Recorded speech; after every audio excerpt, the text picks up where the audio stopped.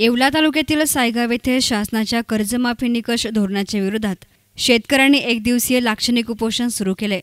सरकारने 30 जून 2016 पर्यंत शेतकऱ्यांना 1.5 लाखाची कर्जमाफी घोषणा करून शेतकऱ्यांची क्रूर चेष्टा केली आहे। या कर्जमाफीच्या निकषात केवळ 8 ते 10% शेतकऱ्यांनाच कर्जमाफीचा लाभ होणार आहे। त्यामुळे या कर्जमाफी निकष धोरणाच्या विरोधात शेतकऱ्यांनी एक दिवसीय लाक्षणिक उपोषण सुरू केले। 30 जून 2017 अखेर थकबाकीदार शेतकऱ्यांचा 7/12 उतारा कोरा झालाच पाहिजे। तृतीय आणि चतुर्थ कर्मचारी श्रेणीचा कर्जमाफीमध्ये समावेश झालाच पाहिजे। मध्यम मुदत कर्ज घेणाऱ्या शेतकऱ्यांना कर्जमाफीचा लाभ मिळालाच पाहिजे। भारतीय सेनेमध्ये काम करणाऱ्या नवजवान सैनिक शेतकरी कुटुंबाला कर्जमाफीचा लाभ मिळाला पाहिजे। शासनाने सरसकट कर्जमाफीचा शब्दप्रयोग केल्यावर निकषांचे कोणतेही बंधन ठेवू नये। विहीर, घर, गाय, गोठा आणि पाईपलाईन आदींसाठी घेतलेलं कर्ज माफ झालंच पाहिजे। अशा विविध मागण्यांसाठी शेतकऱ्यांनी एक दिवसाचं लाक्षणिक उपोषण सुरू केलं। या प्रसंगी उपोषणास शिवाजी भालेराव, भागुनाथ उशीर, गोरख भालेराव, सुनील देशमुख, दिनेश खैरनार, रघुनाथ खैरनार, महेंद्र उशीर, अण्णा निघुट, एकनाथ भालेराव, बशीरभाई शेख आदी हजर होते। या प्रसंगी शेतकरी भागुनाथ उशीर, शिवाजी भालेराव, रघुनाथ खैरनार यांनी आपल्या प्रतिक्रिया व्यक्त केल्या।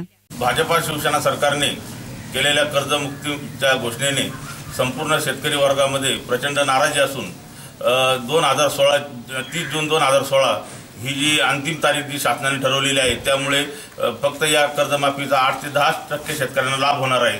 आणि खरं तर ही कर्जमाफी 30 जून 2017 अखेर शासनाने याचा निकष जर ठेवला असता तर सर्व शेतकऱ्यांना या ठिकाणी न्याय मिळाला असता। आणि या मागणीसाठी आम्ही सर्व सायगावकर ग्रामस्थ आज या रोकडोबा पारावर 11 ते 5 या वेळेत या ठिकाणी उपोषण करणार आहोत। आम्ही या ठिकाणी आता आक्रोश सभेचं आयोजन केलेलं आहे। मुख्यमंत्र्यांनी, भाजपच्या मुख्यमंत्र्यांनी ही जी कर्जमाफी केली ही त्यांनी पूर्णपणे अभ्यास करून केलेली आहे। त्यांनी इतका अभ्यास केला की याच्यामध्ये कमीत कमी शेतकरी बसले पाहिजे याचा त्यांनी पूर्ण अभ्यास करून त्यांनी त्या प्रमाणातच कर्जमाफी केली। ही कर्जमाफी म्हणजे शेळीच्या शेपटासारखी आहे, त्यांना लाजाई दाखवणं माशी उठाणं अशा प्रकारची झाली।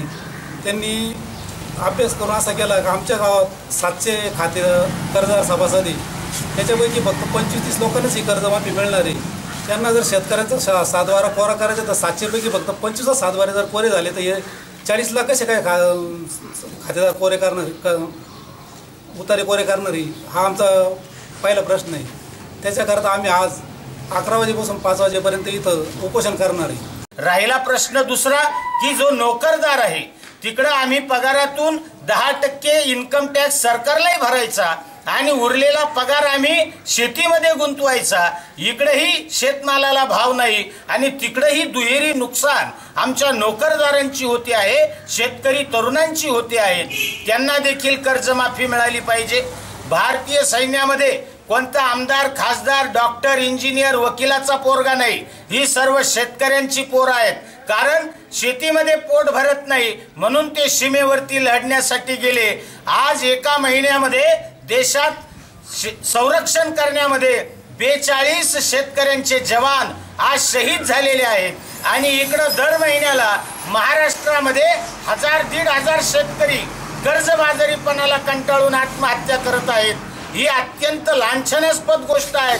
आणि म्हणून जो काही सैनिक असेल आणि त्याच्या शेतकरी कुटुंबाला देखील कर्जमाफी झाली पाहिजे।